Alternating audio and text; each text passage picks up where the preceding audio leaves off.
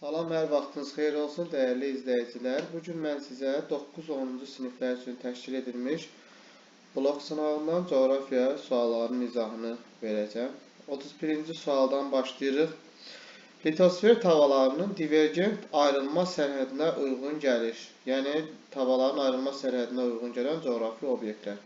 Cavan qırışıq dağlar bildiyimiz kimi toqquşma sərhədinə uyğun gəlir. A variantı yanlışdır.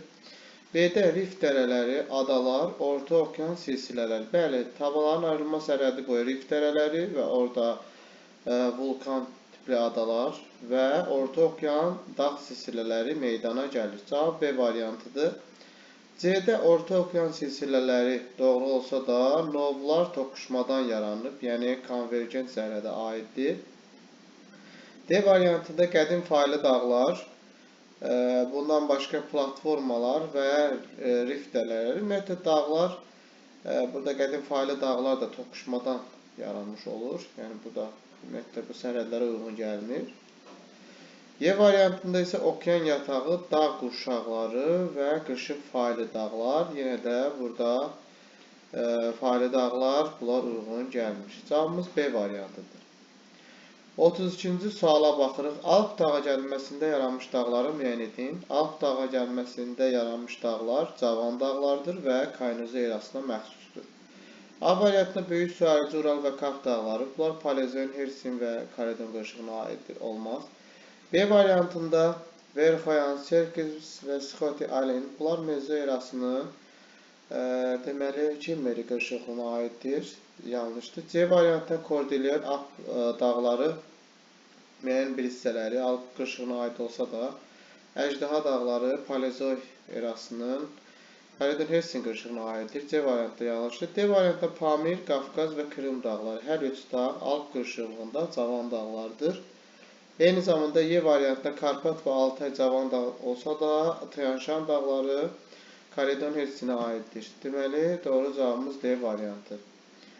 33-cü suala baxırıq. Afrikanın Avropadan fərqləndirən xüsusiyyətlərinə daxildir. Səhralar geniş sahə tutur. Təbii ki, bu Afrikaya aid olan cavabdır. Biri götürürük. Sahil xəttləri az parçalanmışdır. Avropanın sahilləri buzlaşma ilə əlaqədar olur. Daha çox parçalanmaya məruz. Afrikanın sahillərində isə biz burada dəniz körfəzlərinin sayının çox az olduğunu görürük. Deməli, bu da Afrikaya aid olan fikirdir. 4 yarımkürədə yerləşir. Təbii ki, bu Afrikaya aiddir. Avropa bildiyimiz kimi şimal, qərb və şərq 3 yarımkürədə yerləşir. Deməli, 1, 2, 3 cavab doğrudur. Ərazisində cavan dağ mövcuddur. Məsələn, Afrikada Atlas dağları, Avropada Alp, Karpat kimi cavan dağlar mövcuddur. Deməli, 4 oxşardır. Sahilləri 3 okean suları yuyur. Afrikanın sahillərini Hind və Atlantik okean, Avropanın sahillərini isə Şimal buzlu və Atlantik okean yuyur. Deməli, bu da doğru fikir deyil. 1, 2, 3 B variantı.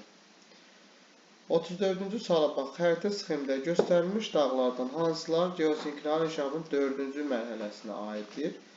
4-cü mərhələsində olan dağlar bildiyimiz kimi bunlar qədim dağlar hesab edilir. Yəni, biz qədim dağları buradan tapmalıyıq. Ona görə də 2-də Himalay dağları, 7-də An dağları, 4-də isə Kordilyer dağlarını variantlardan çıxırıq. Geridə qalan variantları seçə bilərik. 1-də göründüyü kimi Böyük Avstraliya, yəni Böyük su harici silsilədə, Avstraliyada yerləşən Böyük su harici silsiləni götürürük.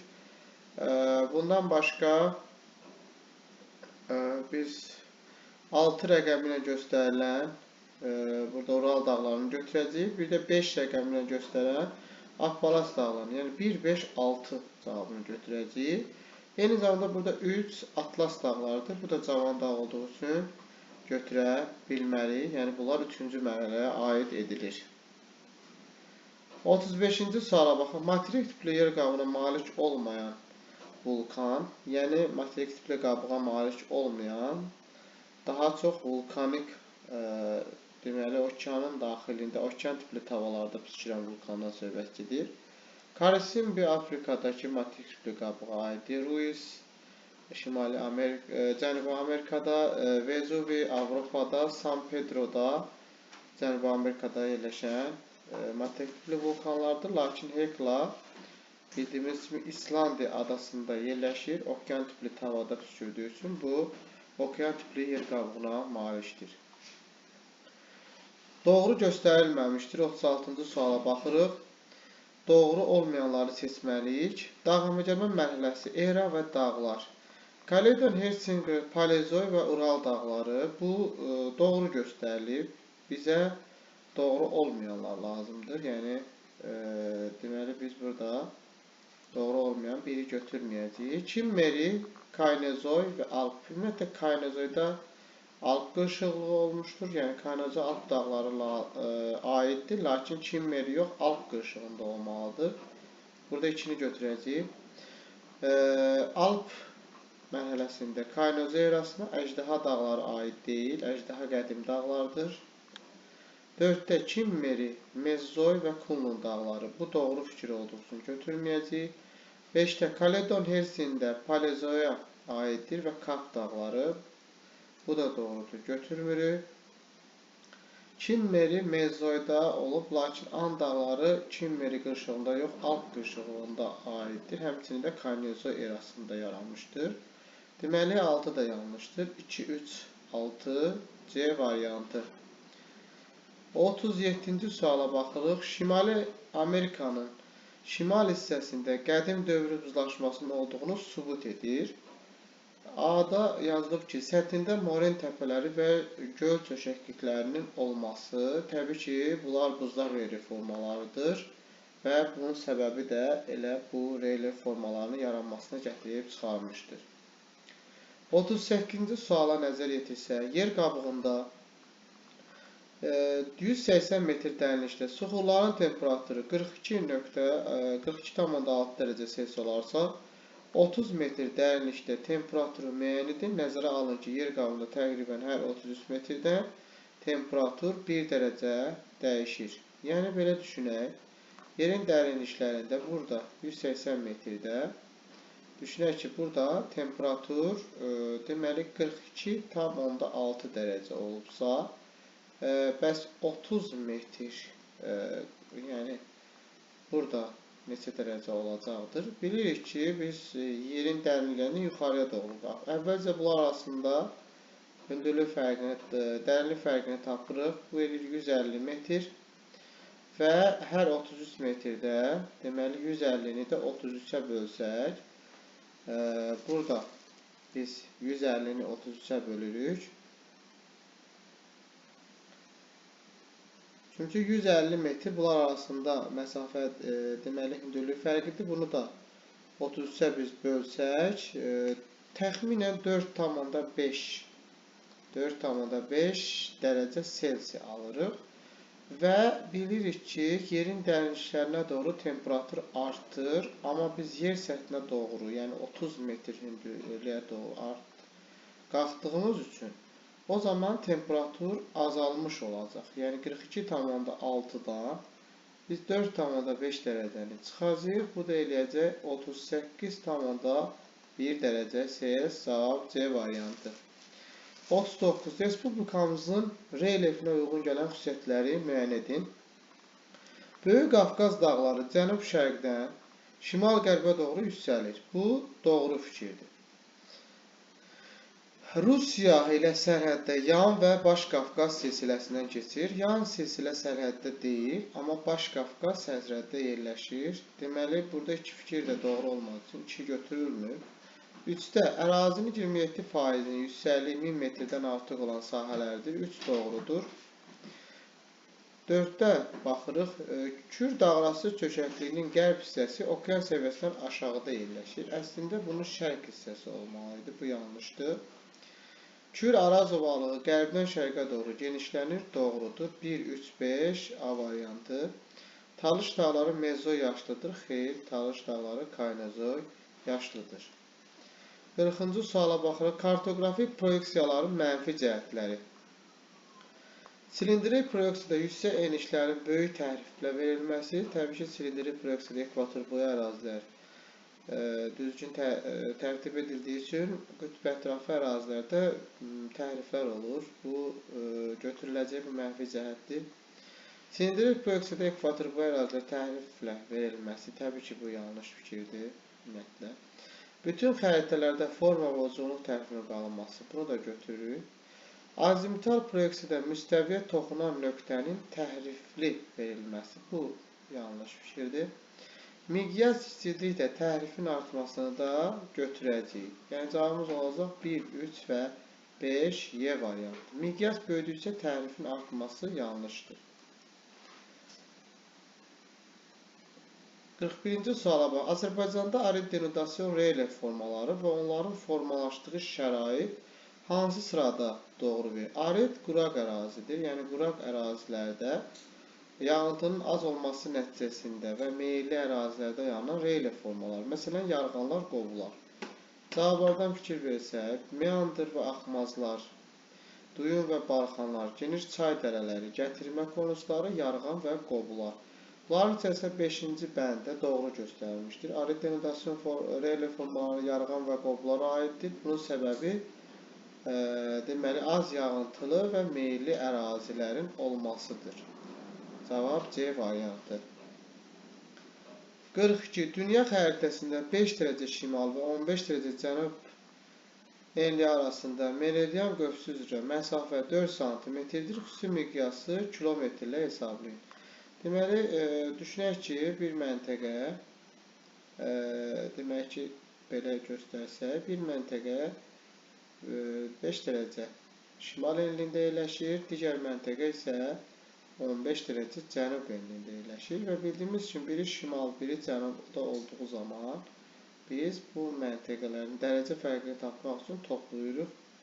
20 dərəcə fərq var və meridian üzrə 1 dərəcə 111 olduğu üçün 20-ni 111-ə vursaq 2220 kilometr və aldığımız bu 4-ə bölməli. 2220-ni də bölürük 4-ə. Bu da eləyəcək 555 kilometr. Cavabımız 1 cm 555 kilometr A variantı. 43. Doğru olmayan fikri müəyyən edin. Sakit Okeanın qərbində adalar qövsü şərqinə nisbətən çoxdur. Bu doğrudur. Sakit Okeanın qərbində məsələn daha çox Avrasiyanın şərq hissəsində adalar qövsləri üstünü təşkil edir. Amerikaya nisbətdə. Yəni bu doğrudur. Zond və Antil adaları litosfer tavanının toqquşma sərhədində yerləşir. Bu da doğrudur. Afrika materikinin həm cənubu, həm də Şimali Amerika ilə divergen sərhədi var. Bu da doğrudur. Turan və Qərbi Sibir cavan platformalardır. Geosinkral 3-cü mərhələsinə aid olan dağlar paleotektonik. Paleotektonik yox, neotektonik, yəni cavan dağlar aiddir. Burada Y variantında isə paleotektonik verilmişdir. Bu yanlış fikirdir. 44. Şimali Amerikada yerləşən vulkanları seçin. Fujiyama Yaponiyadadır. Bardarbunga İslandiyada yerləşir. Etna Avropadadır. Reynir, Şasta və Orisaba vulkanları isə Amerikada yerləşir. Cavabımız olacaq 2, deməli 2, 3, 6 C variantı. 45-ci suala baxaq. Uyğunluğu müəyyən edin. Endogen relief formaları, eksogen relief formaları.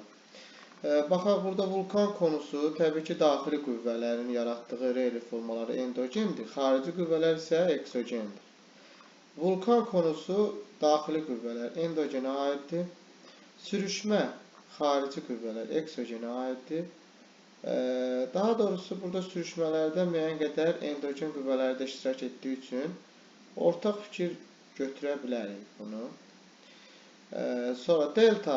Delta çayların fəaliyyətidir, yəni mənsəb formalarından biridir. Bu da eksogen qüvvələrə aiddir əsasən. Dağ silsiləsi, dağın yaranma proseslərində əsas rol oynayır. Təbii ki, endogen qüvvələr. Moren tirəsi isə təbii ki, buzlağın fəaliyyəti eksogendir. 1, 4, 3, 5 və 2 Y variantı. 46-cı sual. Müvafiq olaraq morfoskulpturlar və morfostrukturları seçin. Morfoskulptur xarici qüvvələr, morfostrukturlar isə daxili qüvvələrin yaratdığı relyef formalarıdır. Deməli, Morfos klubdur. And dağları, yəni burada qeyd eləsək, deməli, And dağları bu daxili qüvvələrə aiddir. Deməli, 2-yə götürürük. Kür-Araz ovalığında o düzəlişlərdə əsasən yaranmasında yenə də burada deyəcəyik ki, daxili qüvvələrin rolu daha çoxdur. Yəni 2-ni götürürük, yəni daxili. Colorado kanyonu çay yaratdığı üçün bu xarici qüvvədir. Fiordları, körfəzlər buzlağın təsiridir. Şahid dağlar da, deməli, bunlar da aşınma və digər küləyin fəaliyyəti ilə yaranmışdır və xarici qüvvələrin təsiridir. Etla vulkanı isə daxili, yəni qüvvələrin vulkanizm prosesi ilə aiddir. Cavab burada 3, 4, 5 və 1, 2, 6 B variantı. 47-ci suala baxırıq. Yaylaların verildiyi sıranı seçin. A variantında Qərbi Sibir ovalıqdır. Turan da Kür-Arazdır. Hər üçü ovalıqdır. B-də Braziliya, Dekan, Orta Sibir, bunlar yayladır. C-də Padan, Amazon, Armanib ovalıqdır.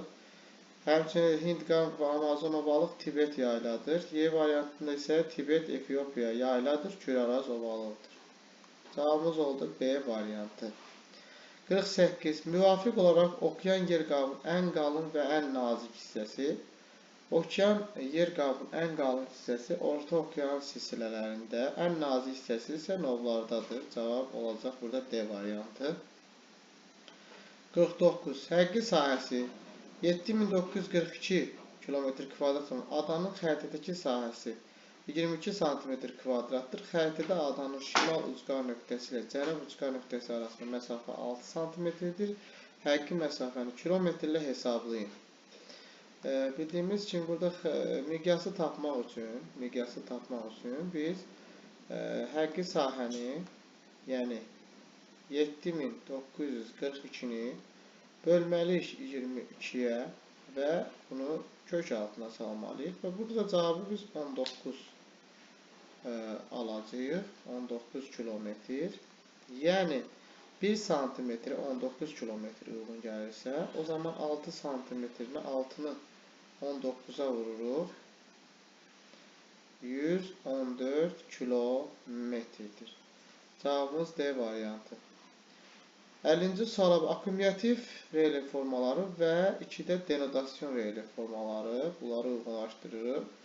Deməli, akkumulyativ relyef formalarına aiddir delta. Bedland denodasyon relyef formalarıdır. Gətirmə konusu da daha çox yaradıcı. Moren təpəsi, bu da yaradıcı fəaliyyətdir. Buzlağın yaradıcı fəaliyyətidir. Trop dərəsi buzlağın dağıdıcı, yarğan isə axar suların dağıdıcı fəaliyyətidir. Yəni, burada cavabımız 1, 3, 4, 2, 5, 6 A variantı.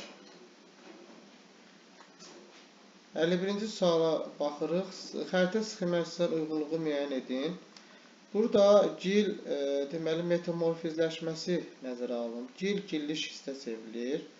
Qranit, burada qneysə çevrilmişdir. Grafit isə almaza çevrilir. Müvafiq olaraq 1-də gilliş hist, 2-də qranit, 3-də isə almaz. A variantı. 52. Xəritə sıxıntı rəqəmlə göstərmiş məntəqələrin uyğun gələn relyef formalarını müəyyən edin. 1-də buzlağın fəaliyyəti özünü göstərir. Buzlaq fəaliyyəti olacaq. Yəni, burada gətirmə konusu olmaz. Moren tirəsi verilir. Təşnəvari dərələr ola bilər. Çünki burada hündür dağlıq ərazidir, yəni bazardıcı zirvəsidir. 2-də Şirvan, cənub-şərqi Şirvan düzündə. Bu ərazidə palçıq vulkanları ola bilər. Onda D variantı və gətirmə konusu olan variantları çıxır. 3-də Qanı-Xəri çayda, burada gətirmə konusları geniş yayılmışdır. 4-də Ceyrançöydə isə yarğan və qobu şəbəkəsi yayılmışdır. 3-də palçıq, 3-də yarğan və qobu olmaz. Deməli, tamamilə Y variantı düzdür. 1-də Təşnəvari dərə, 2-də palçıq vulkanı, 3-də gətirmə konusu, Xanı Xeyri çayda. Ceyrançöydə isə yarğan və qobu yayılmışdır. Doğrudur. 53-cü suala baxırıq. 50 dərəcə cənub enliyində yerləşən əraziyə 22 dekabrda günorta vaxtı günəş çalışma uzağını tapın. Əvvəlcə bilməliyik ki, 22 dekabr tarixində günəş zenitdə olur 23.5 dərəcə cənub enliyində. Məntəqə də 50 dərəcə cənub enliyində yerləşdiyi üçün o zaman biz 90 dərəcədən deməli 90 dərəcədən 50 dərəcəni 23.5 dərəcə arasında fərqi tapıb 90-dan çıxmalıyıq. Bu da edəcək 63.5 dərəcə. Deməli, həmin məntəqə günəşin düşmə uzağı 63.5 dərəcə olacaqdır. 54-cü sual. Şimali Amerikanı Avrasiyadan fərqləndirən xüsusiyyətlər. 4-cü dövr buzlaşmaya məruz qalmışdır. Bu, hər ikisi məruz qaldığı üçün ortaq cəhətdir. Qərb hissəsində Meridian istiqamətdə uzanan iri dağ sistemi yerləşir. Bəli, bu Şimali Amerikanın qərbində Kordilyer, Avrasiyanın qərbində isə belə deməli geniş məsafədə uzanan dağ sistemi yoxdur. Ona görə 2-ni götürə bilərik. Mezli yaşlı dağlar rast gəlinir. Bu hər ikisində mövcuddur. Şimali Amerikada Kordilyer, Avrasiyada isə daha geniş Verxoyansiya, Skotialin və s. 4. Ucqar qərb nöqtəsi qərb yarımkürəsində yerləşir. Həm Avrasiyanın, həm də Şimal Amerikanın ucqar qərb nöqtəsi qərb yarımkürəsində yerləşir. Sahillərini 3 okean suları yuyur. Avrasiyanın sahillərini 4 okean suları yuyduğu üçün, Şimali Amerikada isə Şimal buzlu, Atlantik və Sakit okean, deməli 5 uyğundur. 2 yarımkürədə yerləşir. Təbii ki, bu Şimali Amerikaya aiddir. Avrasiya 3 yarımkürədə yerləşir. Cavab burada 2, 5 və 6 olacaq. 55-ci suala baxırıq. Doğru fikirləri seçin. Şelf zonasında qranit qatı mövcud olduğu üçün materik tipli yer qabına malikdir. Bir doğrudur. Kars mağaraları endogen qüvvələrin təsiri ilə formalaşır. Xeyr, eksogendir. Şelf qatı qalın çökmə suxurlar örtülüdür. Doğrudur. Apsisal düzənli materik tipli yer qabına malikdir. Xeyr, apsisal düzənli okeanın deməli hamar sahələridir ki, geniş sahələridir ki, burada okean tipli qabıqdır. 4 yanlışdır. Braziliya, Şərqi Afrika, Darfur düzənlikləri denudasyon düzənlikləridir. Bəli, doğrudur. Səthi çox hamar olan yaylalar qalxan və sipərlər adlanır. Xeyr, səthi hamar olan yaylalar plato adlanır. Bu doğru deyil. 1, 3 və 5. 56-cı sual. Yer kürəsi öz oxu ətrafında 1 saata neçə dərəcə dönsəydi, Bakı şəhərinin yerləşdiyi meridian xətti 2 və 3-cü saat quşağının sərhədi olardı. Əvvəlcə biz bilirik ki, yer kürəsi 1 saata 15 dərəcə dönür. Lakin bu dəyişməlidir ki, Bakı şəhərinin yerləşdiyi meridian 50 dərəcə şərq uzunluğudur. Onun 2 və 3-cü saat quşağının ortasına düşməsi üçün bu yerin öz oxu ətrafında fırlanma sürəti dəyişməlidir, dərəcə dəyişməlidir.